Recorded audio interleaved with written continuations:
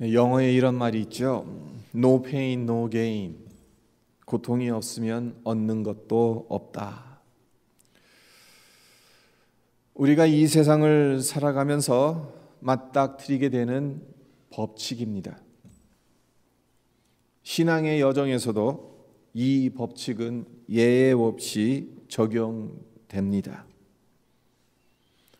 눈물을 흘리며 씨를 뿌리지 않고 영적 결실을 기대할 수는 없습니다. 오늘 함께 읽은 본문 역시 믿음으로 뿌리는 씨앗이 열매를 맺기 위해선 눈물과 고통이 뒤따른다는 사실을 잘 보여주고 있습니다. 본 시편은 유다 백성들이 바벨론의 포로로 끌려갔다가 70년 만에 되돌아오게 되는 것을 역사적인 배경으로 삼고 있는 시입니다. 바벨론에서 귀환하게 되는 이 사건, 우리에게는 별로 중요한 사건이 아닙니다만 유대인들에게는 아주 중요한 사건입니다. 이스라엘 역사에서 제2의 출애굽 사건으로 여길 만큼 이스라엘 백성들에게는 아주 큰 사건입니다. 왜 그런가 하면요, 바벨론으로 끌려갔을 때만 해도 어느 누구도 다시는 예루살렘으로 돌아올 것이라고 생각했던 사람이 없었을 것입니다. 하지만 예레미야를 통해 약속하셨던 것처럼 70년의 기한이 다 차게 되죠. 예루살렘으로 돌아올 수 있게 되죠. 그러니 유다 백성들 입장으로는 출애굽 사건의 견줄 만큼 너무나도 중요한 사건인 것입니다.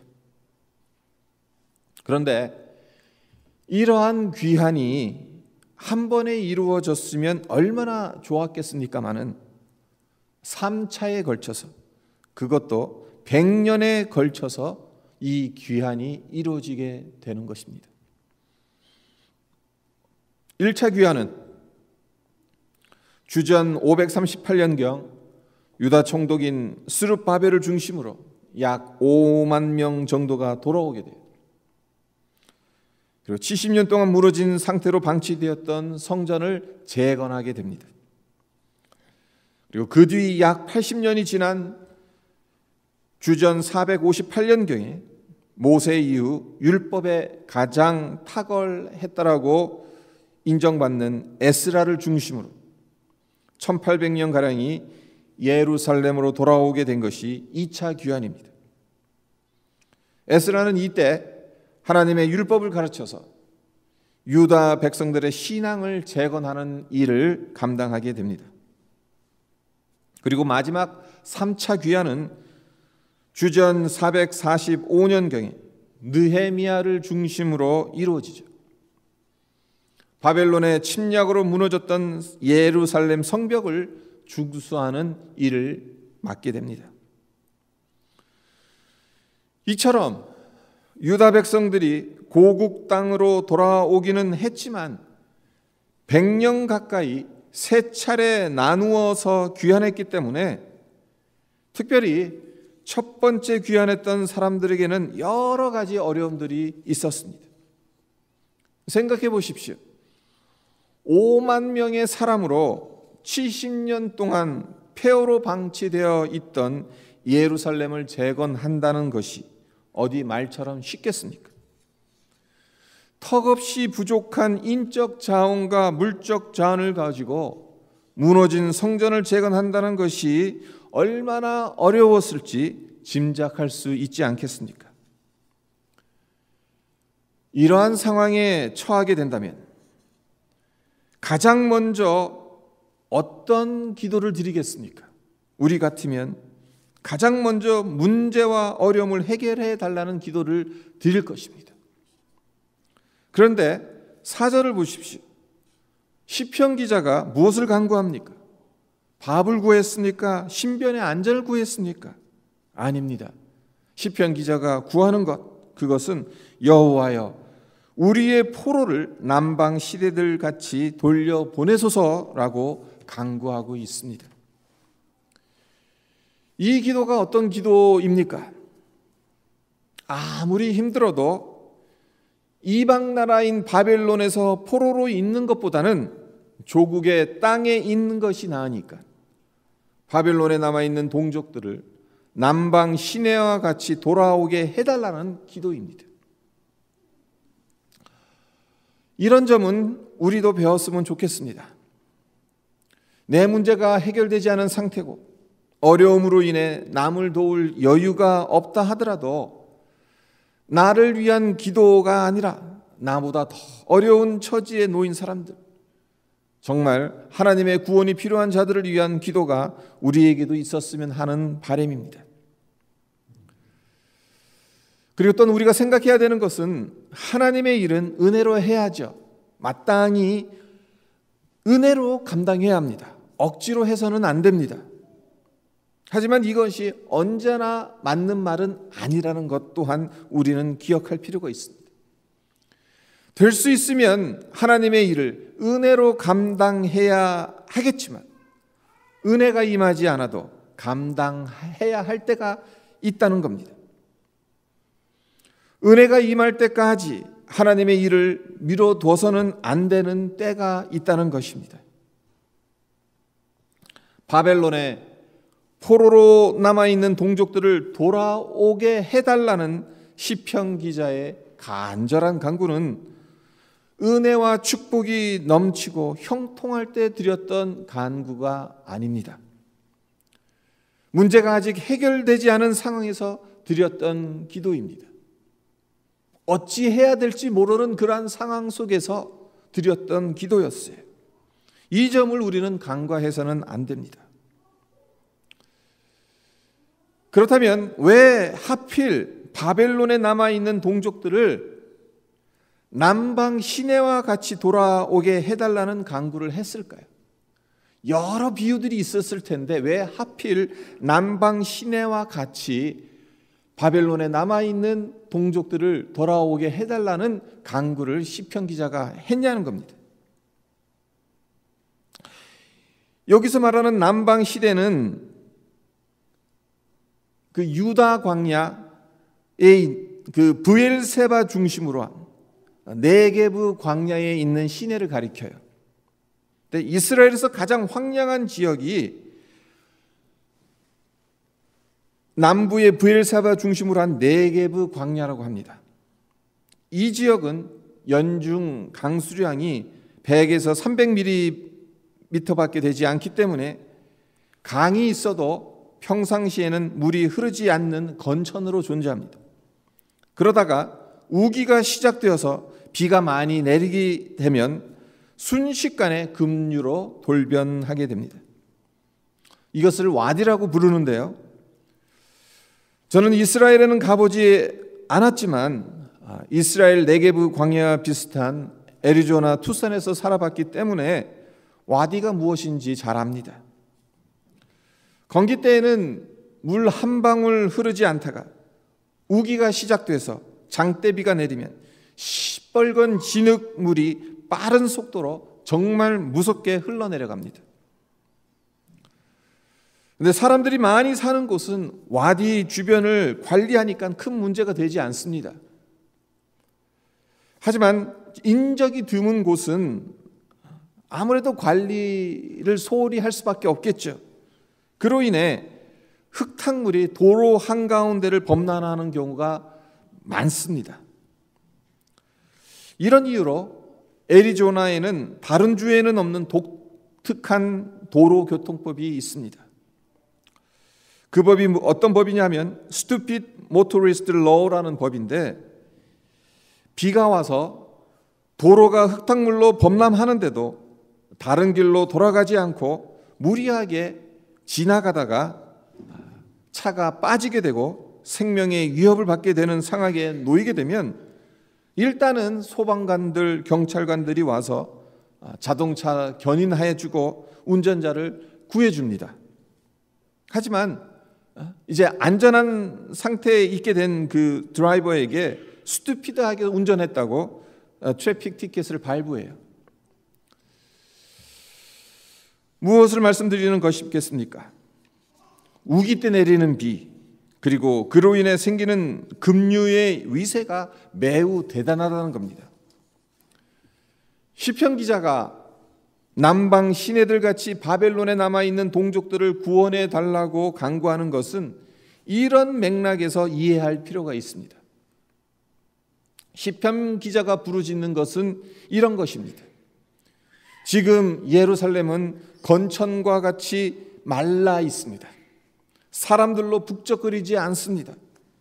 하지만 비가 오면 건천에 엄청난 물이 불어나서 급류가 형성되는 것처럼 하나님께서 은혜의 비를 내리셔서 바벨론의 포로로 남아있는 동족들이 급물살을 타고 돌아올 수 있게 해주십시오. 이것이 시편 기자가 간구했던 기도였던 겁니다. 에스겔 36장 37절에서도 하나님께서 이와 비슷한 말씀을 하십니다. 주 여호와께서 이같이 말씀하셨느니라. 그래도 이스라엘 족속이 이같이 자기들에게 이루어 주기를 내게 구하여야 할지니라. 하나님께서 작정하시고 계획하시고 약속하셨다 하더라도 하나님은 우리의 기도를 요구하십니다. 하나님은 우리의 간절한 소망을 담은 기도를 통해서 일하십니다. 우리의 교회 형편을 보십시오. 솔직히 네게브 사막의 건천이나 다름없어 보이지 않습니까? 인적 자원, 물적 자원이 턱없이 부족해서 무슨 일을 제대로 감당하는 것이 쉽지 않습니다. 그러나 하나님께서 은혜의 비를 내리셔서 건천에 주체할 수 없을 정도의 많은 물로 넘쳐나는 것처럼 우리 교회에 세상에 포로로 남아있는 자들, 믿음의 회복이 필요한 자들을 넘치도록 보내주시면 얼마나 좋을까, 이런 소망을 품어봅니다. 따라서 성도 여러분, 간절한 소망을 담은 기도를 하나님께 올려드리기를 부탁드립니다. 시편 기자가 여호와여 우리의 포로를 남방 시내들 같이 돌리소서라고 간절하게 간구했던 것처럼 우리 역시 이런 간절한 소망의 기도를 드리고 하나님께서 이 소망의 기도를 통해 역사하시는 것을 우리 모두 볼 수 있기를 바랍니다. 오늘 본문인 시편 126편으로 다시 돌아가서 5절을 보겠습니다. 눈물을 흘리며 씨를 뿌리는 자는 기쁨으로 거두리로다. 이 구절이 의미하는 바가 무엇이겠습니까? 간절한 소망을 이루기 위해서는 눈물과 고통이 수반되더라도 씨를 뿌리는 작업이 필요하다는 겁니다. 우리가 살고 있는 온타리오주는 물이 풍족합니다. 온타리오 호수를 비롯해서 크고 작은 호수들이 참으로 많지 않습니까? 그렇다면 온타리오주에 왜 물이 이렇게 풍족한 것이겠어요? 당연히 비가 많이 오니까 물이 풍족한 거죠. 보세요. 가을에서 겨울로 넘어가는 이맘때가 되면 하루가 멀다 하고 비가 옵니다. 이번 주간 일기예보만 봐도 오늘은 오랜만에 화창한 날씨를 보이기는 하지만 월요일, 화요일, 금요일에는 비가 오고 수요일, 목요일은 흐리고 토요일은 부분적으로 맑을 것이라고 합니다. 그러니까 10월 말서부터 12월 중순 이때까지 겨울이 오기 전까지 계속 을씨년스럽고 계속 바람 불고 비가 추적추적 오고. 근데 이것이 이때만 이렇게 비가 오는 게 아니죠. 겨울에서 봄으로 넘어가는 시점인 3월, 4월, 올해도 보세요. 계속 비가 와요. 여름에도 비가 자주 와서 잔디에 물을 줘본 기억이 없을 정도입니다. 제가 개인적으로. 이렇게 물이 풍족하다 보니 온타리오의 땅은 부드럽습니다. 기경하기가 어렵지 않아요. 그리고 요즘 세상에 누가 쟁기를 손에 들고 땅을 기경합니까? 모두 기계로 하지 않습니까? 따라서 땅을 기경하는 일이 힘들긴 힘들어도 눈물을 흘리며 해야 할 만큼 힘든 일은 아닙니다. 하지만 팔레스타인 지역의 땅은 다릅니다. 물이 풍족하지 않기 때문에 메마르고 딱딱합니다. 무엇보다 시편 126편이 쓰여졌을 그 당시에는 오늘날의 농기계들이 있지 않습니다. 그렇기 때문에 땅을 기경하고 씨를 뿌린다는 것은 눈물을 흘려야 하는 고통 그 자체였을 겁니다. 팔레스타인 지역의 농사와 관련해서 중요한 두 가지 비가 있죠. 이른 비와 늦은 비입니다. 이른 비는 씨를 뿌릴 즈음에 내리는 비입니다. 이 비가 내려줘야 땅이 부드러워져서 파종하기도 쉽고 땅에서 갓 올라온 어린 싹들이 잘 자랍니다. 늦은 비는 추수하기 전에 내리는 비로 이 비가 있어야 많은 알곡들을 맺을 수 있고 풍성한 추수가 가능합니다. 그런데 앞서 말씀드린 네게브 광야에 접한 지역의 경우에는 비가 거의 오지 않기 때문에 언제 이른 비가 내릴지 예측하기가 매우 힘들어요. 그리고 비가 오더라도 충분히 오지 않고 잠깐 오고 그치는 경우가 많다고 합니다. 따라서 그곳의 농부들은 이른 비가 충분히 오기만을 기다려서는 안 됩니다. 그러면 이제 시기를 놓쳐버려서 농사를 지을 수가 없게 되는 거예요. 척박한 환경에서 농사를 지어야 하기 때문에 지혜를 짜내야 합니다. 그들이 짜낸 지혜가 무엇인가 하면요, 비가 내려서 땅이 부드러워진 후에 땅을 기경하고 씨를 뿌리지 않고 그 반대로 비가 내리기 전에 미리 땅을 기경하고 씨를 뿌리는 겁니다. 보통의 경우에는 이제 비가 와서 땅이 부드러워지고 난 다음에 그래서 이제 땅을 기경하고 그리고 이제 씨를 파종하잖아요. 그래야지 쉬우니까. 근데 네게브 사막 지역에 있는 농부들은 그렇게 했다가는 시기를 놓쳐버리게 돼서 그렇게 되면 이제 추수할 수도 없고 농사 자체가 안 되니까 비가 오기 전에 그 땅을 파서 씨들을 먼저 심는 거예요. 생각해 보십시오. 이 방법이 척박한 환경에선 가장 적절한 방법이기는 하지만 얼마나 힘이 들고 고통스럽겠어요. 바위처럼 단단하게 굳어 있는 땅을 지금처럼 트랙터나 좋은 농기계가 있어서 쉽게 갈 수 있는 것이 아니잖아요. 땅을 기경하는 중에 많은 쟁기가 부러져 나갔을 겁니다. 손바닥이 부릅뜨고 허리가 휠 정도로 고생했을 겁니다. 물기를 머금지 않아서 딱딱하게 굳은 땅을 기경해서 씨를 뿌리는 것, 그것은 눈물을 짜내는 것과 같은 엄청 고달프고 힘든 일입니다. 하지만 여기서 우리가 잊지 말아야 할 중요한 점이 한 가지가 있습니다. 마른 땅을 기경하고 미리 씨를 뿌린 자만이 하나님께 이른 비를 내려달라고 간절하게 간구할 수 있다는 겁니다. 왜 그렇습니까? 그 이유가 무엇이겠습니까? 하나님께서 비를 내려주시지 않는다고 생각해 보십시오. 그토록 힘들게 땅을 기경해서 씨를 뿌린 것이 무용지물이 되고 말겠죠.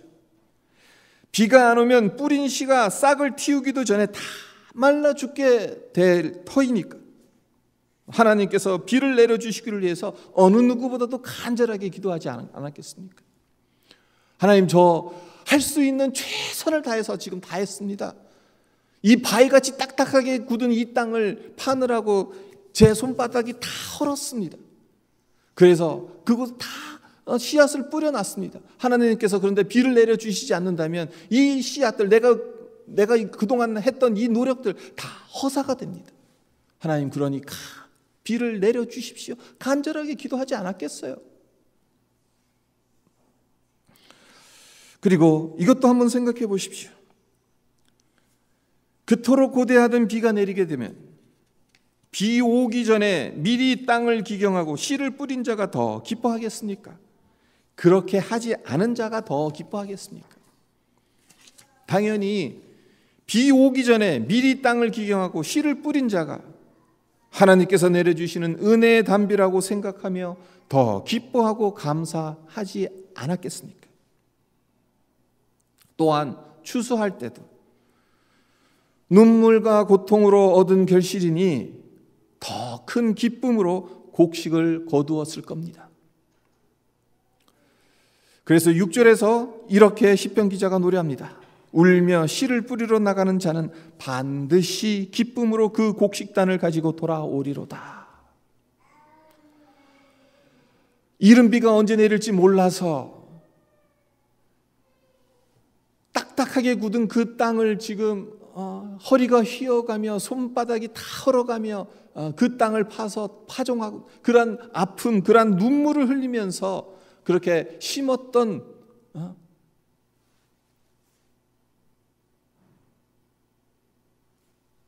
식물들이 자라고 하나님께서 이른 비를 주시고 늦은 비를 주심으로 마침내 풍성한 알곡들을 거둬들이게 되었을 때 얼마나 큰 기쁨으로 이 곡식을 거뒀겠냐는 것입니다. 여기서 우리가 우리 스스로에게 물어야 될 게 있어요. 우리 스스로에게 참 중요한 질문이 하나가 있습니다. 뭐냐면요, 은혜는 거저 주어진 선물이죠. 우리가 어떤 노력을 해서 어떤 자격이 있어서 은혜를 받는 게 아닙니다. 거저 주신 하나님의 선물입니다. 그런데 말입니다, 이 은혜가 정말 귀한 것인지 얼마나 소중한 것인지 언제 깨닫게 되냐 하면요, 내가 이 은혜를 붙들기 위해서 눈물을 흘리고 고통을 당하고 그런 가운데서도 이 은혜를 바라보는 그 간절한 마음으로 나아갔을 때 그 은혜를 귀하게 여길 수 있다는 거예요. 공짜니까 그냥 어디에요? 그냥 대충 별로 중요하게 생각하지 않고 살아가 보세요. 그 은혜는 아무리 정말 하나님께서 값주고 사신 예수의 보혈로 값주고 사신 엄청난 것임에도 불구하고 우리로서는 그것이 얼마나 귀한지 소중한지 몰라요. 근데 내가 날마다 십자가를 지고 내가 정말 이 신앙의 여정을 위해서 하나님 나라를 위해서 땀 흘리고 또 눈물 흘리고 그렇게 살아가게 되면 하나님께서 부어주신 이 은혜가 얼마나 소중한지를 깨닫게 된다는 것입니다. 가장 먼저 바벨론에서 돌아온 자들은 이런 심정으로 아직 포로로 남아있는 동족들이 돌아오기를 위해 간절히 간구했고 그들이 돌아올 수 있는 여건을 마련하기 위해 재건의 땀방울을 흘렸던 것입니다. 우리는 어떻습니까? 우리를 토론토에 정착하게 하신 하나님의 뜻이 무엇이겠습니까? 그리고 많고 많은 교회 중에 노스욕 한인교회를 섬기게 하신 이유가 무엇이겠습니까? 영적으로 메마른 이 땅을 기경하고 복음의 씨앗을 뿌리라고 하나님께서 우리를 이 땅에 보내신 것은 아닐까, 그런 생각을 해봅니다. 하나님은 우리가 눈물을 흘리며 복음의 씨를 뿌리는 사명을 감당하기를 원하십니다. 올해는 단기 선교를 가지 못했지만 선교지를 위한 우리의 기도와 관심이 식어져서는 안 됩니다. 우리 주변에 주님을 믿지 않는 자들을 위해 기도하고 복음 전하는 일을 멈춰서는 안 됩니다. 이런 일들이 돌덩이처럼 딱딱한 땅을 기경하며 씨를 뿌리는 것과 같기 때문에 당연히 힘이 들죠. 비가 언제 올지 알 수 없고 안 올지도 모르는데 굳이 돌덩이와 같이 딱딱하게 말라 비틀어진 땅을 파야 하는가 의문이 들 수도 있습니다. 그렇지만 앞서 말씀드린 것처럼 은혜가 임할 때까지 하나님의 일을 미루지 말아야 합니다. 이른 비가 내릴 때까지 씨 뿌리는 일을 미뤄서는 안 된다는 것입니다. 아무리 힘든 일이고 가망 없는 일처럼 보인다 할지라도 우리는 계속해서 씨를 뿌려야 하는 자들입니다. 그러면 언젠간 비가 내렸을 때 그 씨앗들이 싹을 내고 자라서 열매를 맺게 될 것입니다. 그리고 그 무엇보다 메마른 땅을 기경하며 그 땅에 씨를 뿌리느라 많은 눈물을 흘린 사람에게 하나님께서 특별한 은혜를 부어주실 줄 믿습니다. 은혜의 단비가 내릴 때 그 은혜를 누구보다 더 감격하고 감사하게 될 것이고, 그 열매를 추수할 때 기쁨으로 거두게 해주실 것입니다. 하나님께서 울며 씨를 뿌리러 나가는 자는 반드시 기쁨으로 그 곡식단을 가지고 돌아오게 하실 것입니다. 이것을 우리 모두 믿음의 눈으로 바라보며 맡겨주신 일들 정말 충성껏 우리의 눈물과 우리의 땀방울을 흘리면서 감당하는 우리 모두가 되시기를 주님의 이름으로 축원드립니다. 우리 함께 오늘 말씀 잠깐 묵상하면서 기도하도록 하겠습니다. 울며 씨를 뿌리러 나가는 자는 반드시 기쁨으로 그 곡식단을 가지고 돌아오리로다. 씨를 뿌리는 일이